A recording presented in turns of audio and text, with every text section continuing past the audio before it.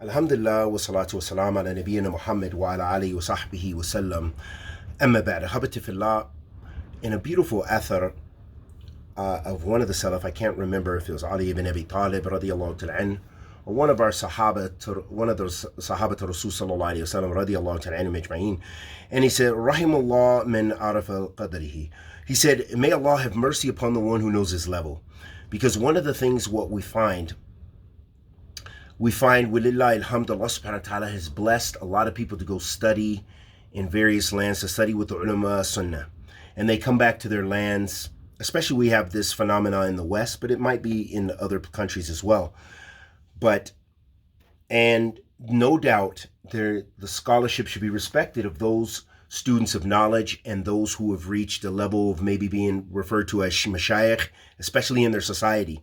But what's very important is that we always need to know our level, because sometimes with the pressures and sometimes with the popularity and so forth, we see that it's easy to make fatwa and it's easy to make mistakes and it's easy to plain and simple go astray. So we should always reflect not just where we came from, but our level.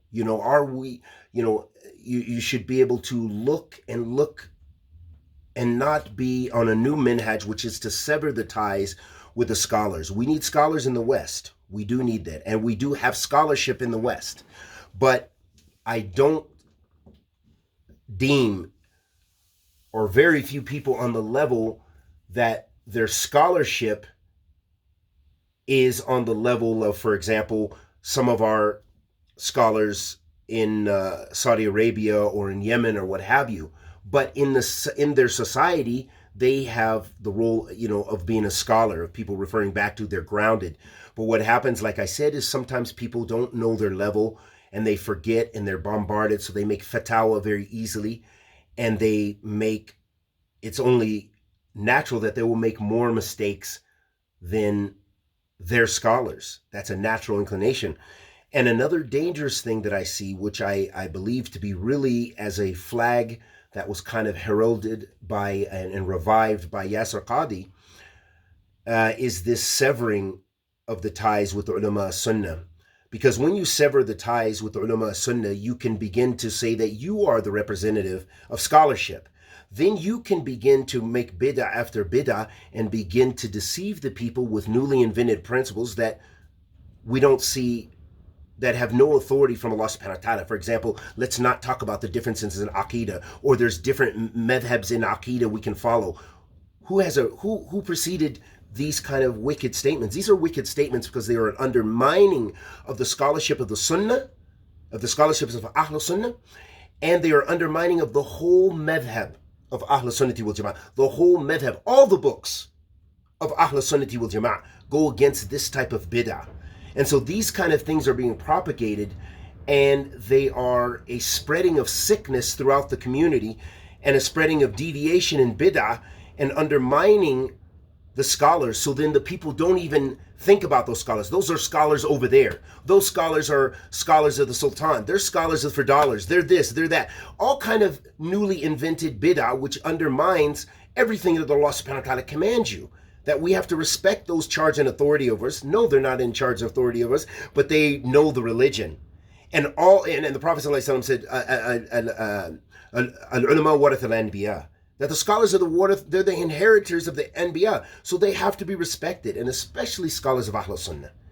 And that's just a short reminder for myself and my brothers to be cautious and know our levels and refine our speech.